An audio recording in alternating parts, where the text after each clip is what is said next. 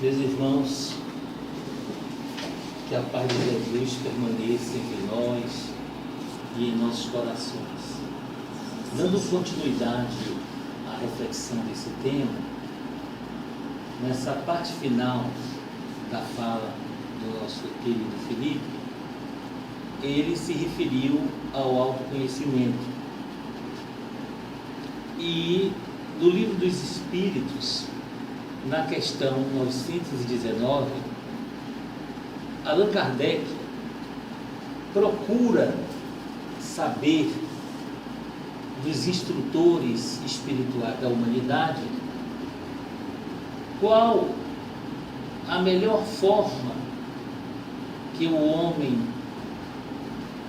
pode utilizar para realizar esse autoconhecimento, para combater o mal que existe em si, para corrigir as falhas da sua personalidade, para buscar a perfeição. Porque a autoiluminação é justamente a busca dessa perfeição. E a resposta que esses instrutores dão é que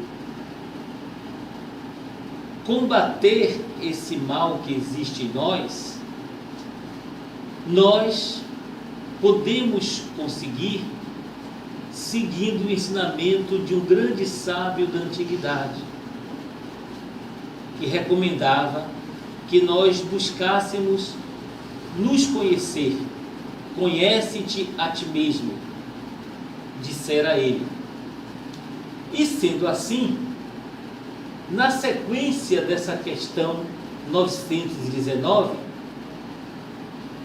Allan Kardec diz que esta máxima de conhecer-se a si mesmo já é do Espírito Santo Agostinho, dizendo num texto muito bonito que quando ele vivia aqui na Terra e que se convertera ao cristianismo, ele costumava diariamente realizar um exame de consciência.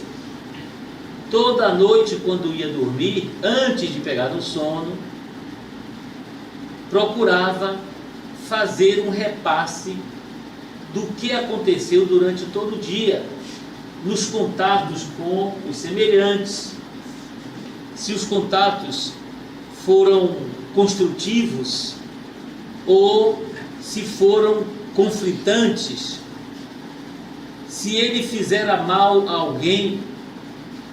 Procurava resposta a essas perguntas do relacionamento humano. Porque, meus irmãos, indubitavelmente,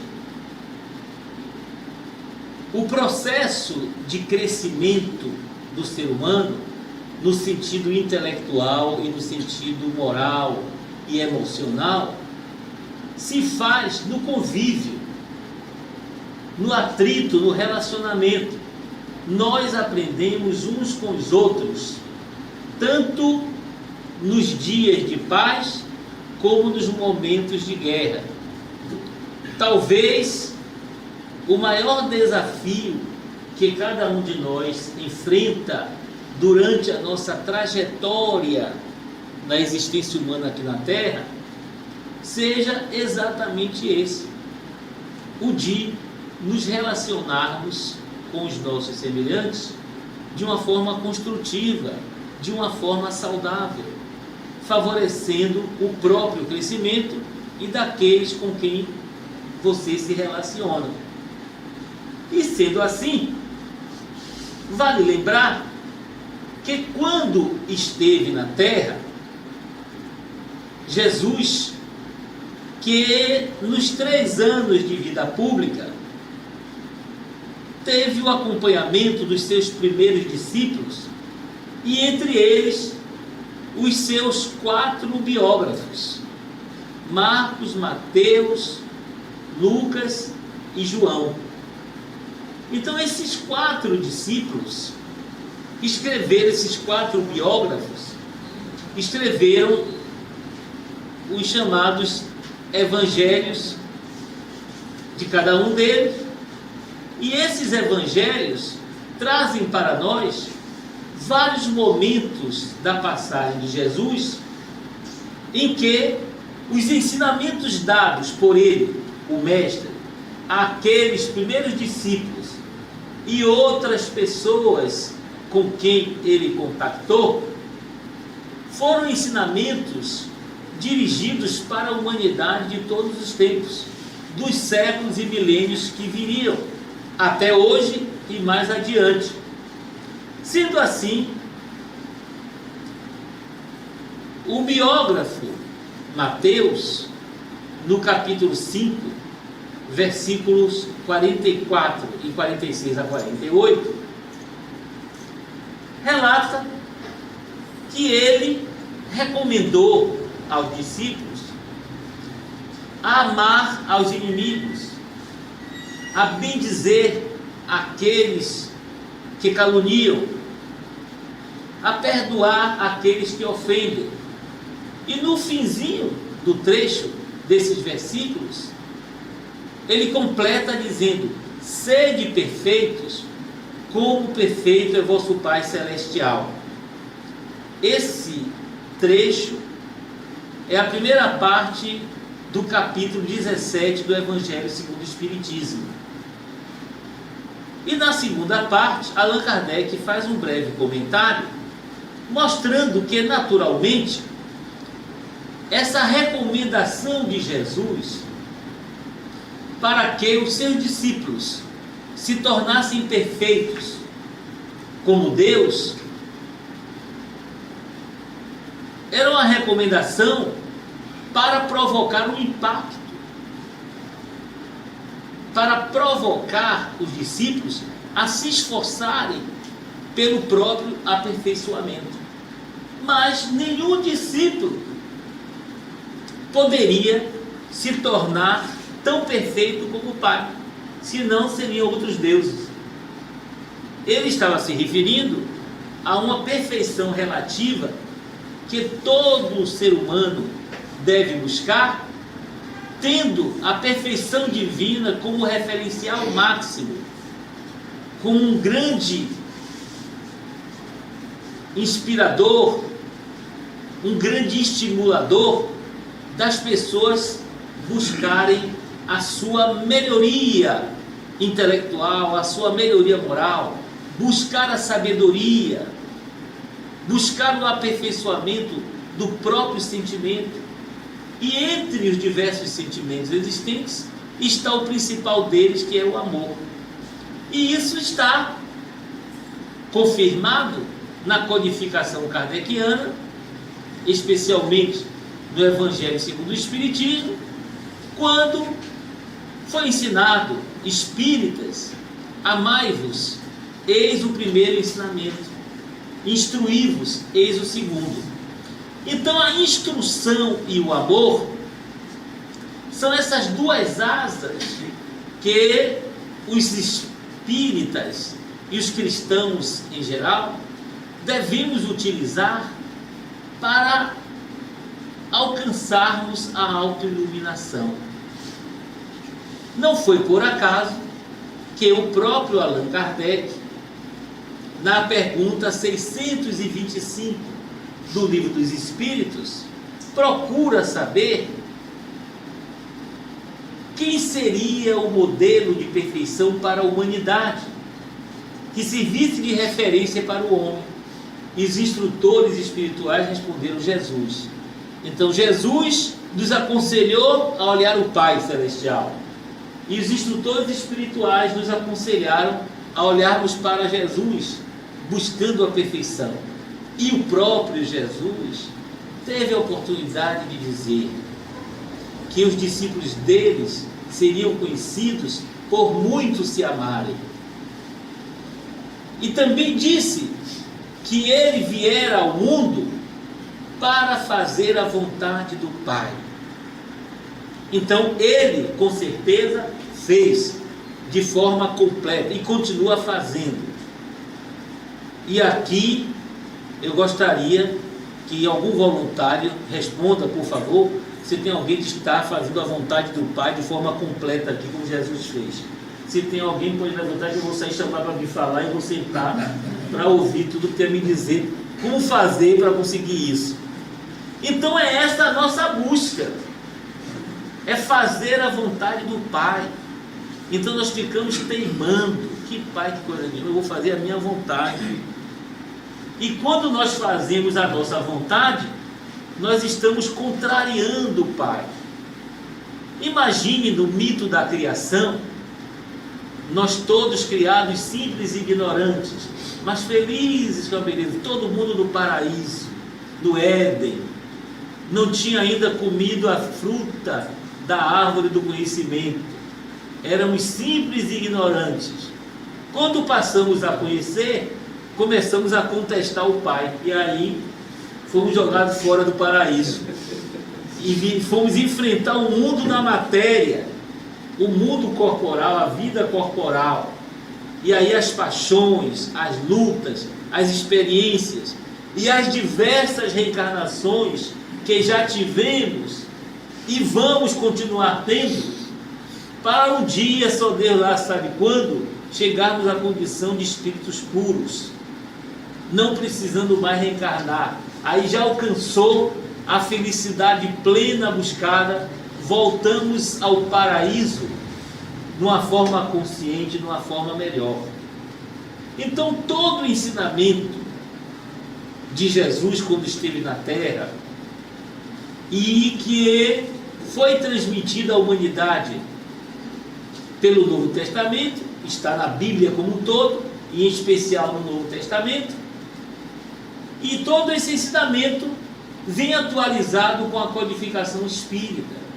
Então, quando nós estudamos o Espiritismo, quando nós compreendemos as lições que os Espíritos nos trazem, quando nós procuramos praticar esses ensinamentos, nós estamos realizando o nosso processo de autoiluminação. Entre as passagens de Jesus com os seus discípulos, nós vamos citar dois exemplos de mulheres, parabenizando-as desde já pelo dia de amanhã, as mulheres que estão aqui presentes. Uma, a benfeitora espiritual Joana de Ângeles, que acompanha o nosso Divaldo, orientando-o para que ele nos oriente, com as suas palestras, com os seus seminários, com as suas psicografias, com os seus conselhos. E outra benfeitora, Amélia Rodrigues, que faz parte da equipe de Joana de Ângeles e que já trouxe para a humanidade, depois de desencarnada, por sinal aqui nessa região, né? Trouxe 10 obras, 10 livros, fora outras mensagens soltas em outros livros psicografados pelo nosso Divaldo. Joana de Ângeles, ao tempo de Jesus, conheceu o Mestre e conviveu com ele, teve um contato assim, pessoal. Naquele tempo ela era casada com uma autoridade romana e o seu marido era um indivíduo altamente perturbador da vida dela. Sempre os homens contrariando as mulheres, mas elas não podem viver sem os homens, não sei porquê. Eu não entendo porquê, né? Sempre reclamando, mas é a coisa certa. Olha, eu agora vou brincar, não leve a mal, mas eu ouvia quando eu era menino, pessoal que fazia piada com as mulheres que estavam querendo casar, dizendo que mulher só não casava com cobra porque não sabia que era macho. Era um macho. Mas hoje em dia as mulheres estão empoderadas, cheias de poder, que elas estão botando os homens aqui na mão dela. Vem aqui, né? E homem casado, os homens agora sabem que homem casado não se governa. A mulher está sempre submissa, mas controlando para colocar o homem no caminho certo, colocar o homem para chegar mais rápido junto de Deus. O objetivo é o amor. O amor que ela tem pelo companheiro é para que ele chegue mais perto junto de Deus, fique bem mansinho, amoroso, sempre dizendo, Pois sim, senhora. Todas empoderadas. Mas Joana foi pedir ajuda porque o marido estava dando dor de cabeça nela. E ela queria acompanhar Jesus e passou a acompanhar as pregações. E queria já abandonar a família. Olha, já era danadinha desde aquele tempo. Ainda não era, mal tinha conhecido o mestre, já queria abandonar a família para acompanhar as pregações. Mas Jesus diz: não, volte, sua missão é junto dele. Trate como se fosse um irmão ou como se fosse um filho, porque ele precisa do seu amor, da sua companhia. E ela obedeceu a orientação e, não sei se por sorte ou azar, o fato é que o homem morreu. O marido morreu e ela ficou à vontade, e passou a acompanhar o mestre mais de perto e passou a ser uma grande discípula.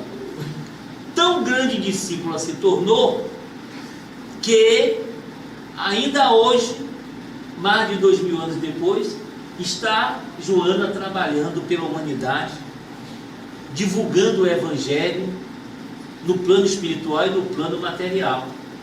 E ela foi convidada pela equipe do Espírito de Verdade para fazer parte dos espíritos que compuseram a codificação kardeciana. Tem 2 trechos do Evangelho segundo o Espiritismo escritos por Joana de Ângeles, que na época ela se identificava como espírito amigo. E então, vejam, meus irmãos, a evolução a que esse espírito chegou, que hoje, acompanhando e instruindo ao nosso querido irmão Divaldo Pereira Franco, fez com que ele desenvolvesse uma obra monumental. E ele próprio, que quando jovem tinha muitas dificuldades com a mediunidade, graças à mediunidade, que no início era um tanto quanto perturbadora, se tornou esse grande missionário da doutrina espírita, da humanidade, da educação, com a companhia, a ajuda, a orientação, todo um roteiro traçado por Joana de Ângeles. É um espírito iluminado. E a luz dela, Joana, vem ajudando ao nosso próprio irmão Divaldo no seu processo de autoiluminação.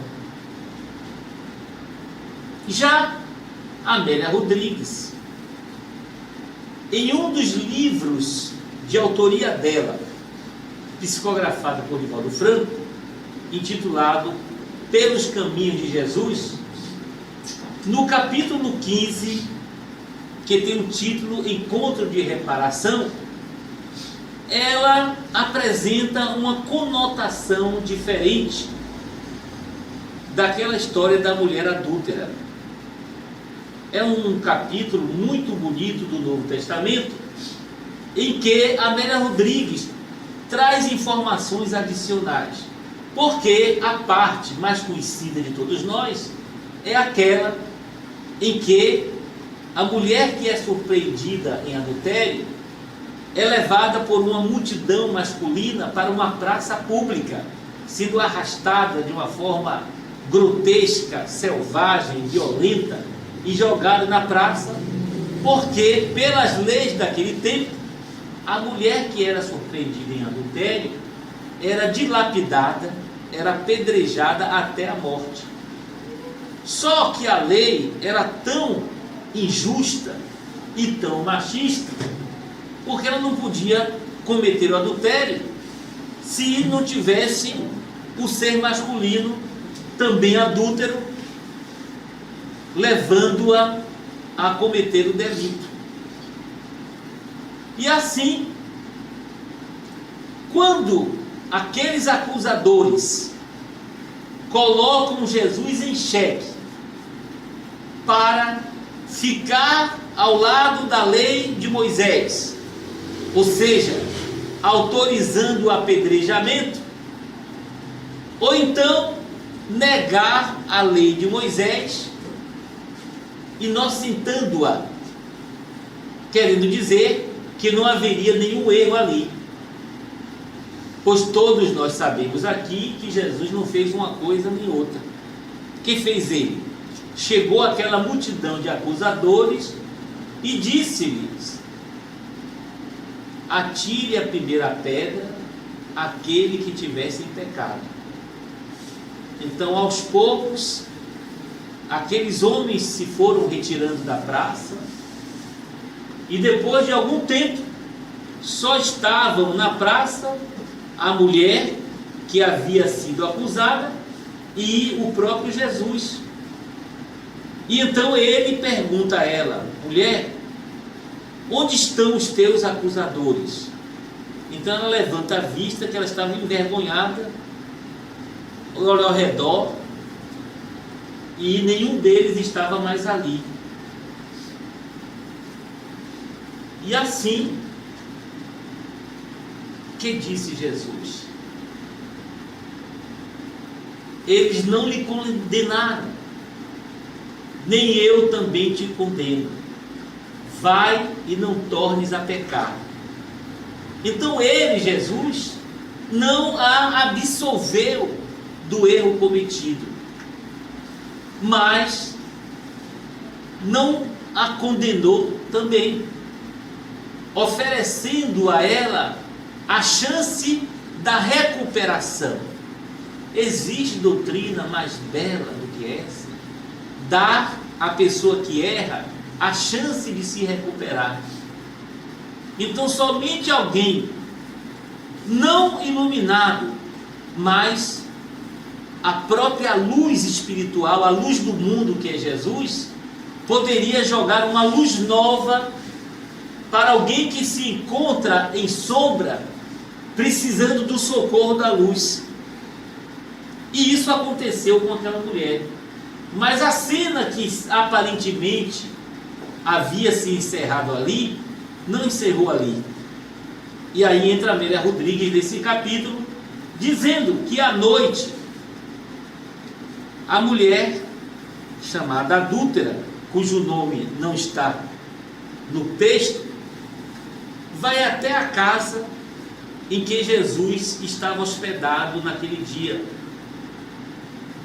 pedindo uma entrevista com ele, a oportunidade de esclarecimentos. O que fazer numa situação como aquela? Porque ela ficara completamente desmoralizada, vítima de zombaria, de desrespeito, de ofensas, porque fazia parte dos costumes da época. Nós nem podemos julgar isso, porque as leis são realizadas a si mesmas, de acordo com o tempo, de acordo com os costumes, de acordo com o nível de evolução do período, e a lei era aquela, só que era uma lei injusta, uma lei incompleta. Jesus sabia disso, que ele estava acima de todos, acima do tempo, e está, mas aqueles homens e mulheres daquele tempo não sabiam nada disso. E assim, a mulher vai até ele, pedindo desculpas por incomodá-lo, mas ele libera e pede para que ela fale. E ela pede para acompanhá-lo.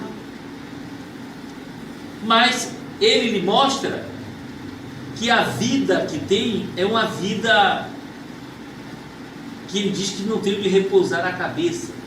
Ele não para em lugar algum, porque está sempre mudando de lugar e não poderia ter uma pessoa a acompanhá-lo.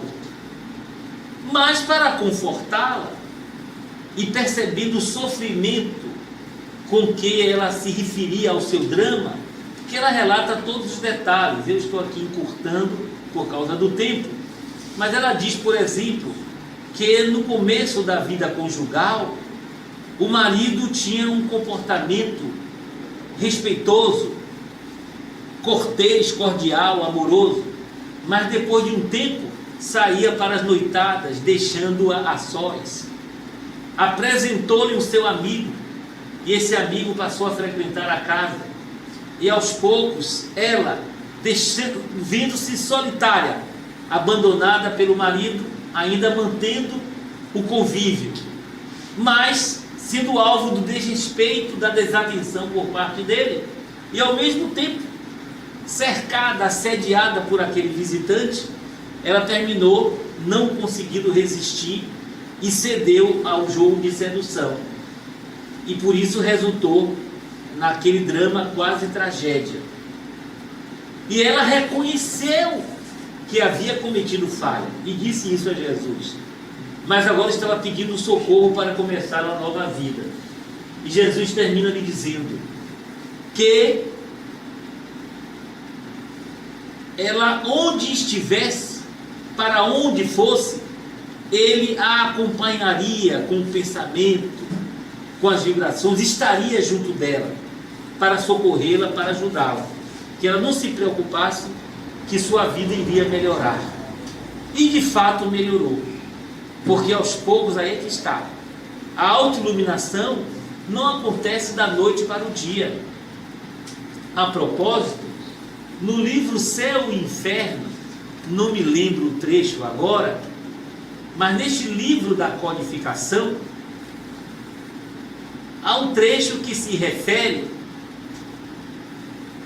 às etapas que levam à recuperação de uma pessoa que erra, uma pessoa que falha, uma pessoa que comete um crime, mostrando que para a pessoa começar a sua recuperação, o primeiro passo é o arrependimento.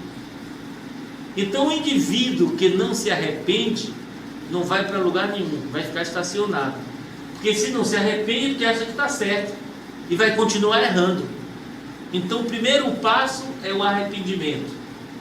O segundo é a expiação. Expiação aí no sentido de sofrimento, sentimento de culpa, o remorso que fica remoendo na mente daquele que está com a consciência culpada. E isso pode ser simbolizado ou explicado pela resposta que é dada pelos espíritos instrutores da humanidade à questão de número 621. Minto. 25. Não, é a pergunta, acho que é essa, 625. Quando procura saber onde é que está a lei de Deus? E a resposta na consciência. 625, na consciência. Então, essa lei de Deus que está em nossa consciência, é essa voz que está nos avisando que nós precisamos melhorar. Precisamos deixar que um facho de luz clareie o nosso mundo íntimo para nós mudarmos de patamar. E então o que acontece? Enquanto nós não mudamos de patamar, nós prolongamos o nosso sofrimento, a nossa expiação, é o sentimento de culpa. E a terceira etapa, depois de um tempo mais ou menos longo dessa expiação, é a reparação. E essa reparação, muitas vezes, só é possível pelo processo da reencarnação. Que às vezes não consegue consertar a coisa na mesma encarnação, leva para outra. Às vezes vem para reuniões mediúnicas no desespero, sem saber o que fazer para corrigir o erro. E aí vem o internamento no corpo físico, a reencarnação, o internamento do doente do espírito, doente da alma, para reparar os erros cometidos. Então, Amélia Rodrigues cita no fim desse capítulo que 10 anos depois, uma mulher é encontrada na cidade de Tiro, lá nas bandas do Oriente, numa modesta casa em que ela socorria sofredores do corpo, da alma, da emoção, pessoas abandonadas pela sociedade, pessoas passando fome, pessoas com lepra, com várias outras doenças.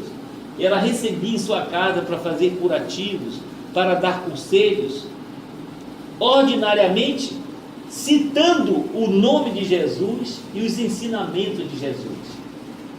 E eu, que ao referir-me ao encontro dela, da mulher adúltera com Jesus, à noite, me esqueci de dizer que no diálogo dela com Jesus, Jesus lhe disse 2 conselhos para que ela pusesse em prática a fim de se libertar da culpa e prosseguir sua caminhada na terra com mais paz. Foi o exercício da paciência e da confiança irrestrita em Deus. Paciência e confiança em Deus, e o mais o tempo iria fazer. O fato é que lá um dia ela recebe a visita de um homem que estava em extrema penúria, muito doente, esquálido, quase inconsciente, murmurando com voz quase inaudível, apresentando o seu sofrimento. E lá para as tantas, quando ela socorrendo, limpando as feridas, fazendo curativos, oferecendo um caldo quente, uma alimentação para melhorar, levantar as energias, para recuperar o ânimo, ela se referiu a Jesus. E aquele homem perguntou a ela se o Jesus a quem ela se referia era aquele homem de Nazaré que foi crucificado em Jerusalém, etc. E ela disse que sim. E perguntou a ela se ela o havia conhecido. E ela disse que sim. E ele disse: eu também o conheci, mas numa condição muito ruim. Naquele tempo, nós levamos a mulher com quem eu era casado para que ele fizesse um julgamento. E ele foi muito cortês com aquela mulher. E para mim, que fui desrespeitado, ele não disse palavra alguma. A atenção que ele deu à mulher foi total. E ela foi salva por ele. Mas a mim, ele me deixou sem nenhuma palavra. E desde aquele tempo, eu passei a me perguntar por que ele não me disse nada, por que ele não me orientou e por que me deixou desamparado. E eu passei a procurá-lo, até que soube um dia que ele fora levado à cruz. E eu não tive nenhuma chance de um encontro com ele para receber a orientação. E minha vida chegou nesta condição. E então ela, depois de ouvir esse breve relato dele,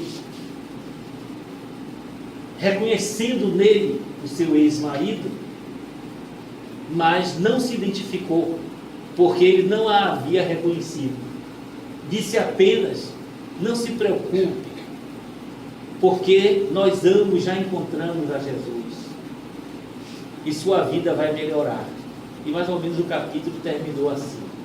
Então, nesse sentido, meus irmãos, eu creio que, para encerrar aqui a minha participação, eu creio que cada um de nós pode buscar uma identificação com um desses personagens que tiveram a oportunidade do contato pessoal com Jesus, principalmente aqueles que compreenderam a grandeza e a luz do mundo que estava ali diante dele ou dela para iluminar a sua vida. Joana de Ângeles compreendeu isso, a mulher adúltera também. Já o homem adúltero não havia compreendido.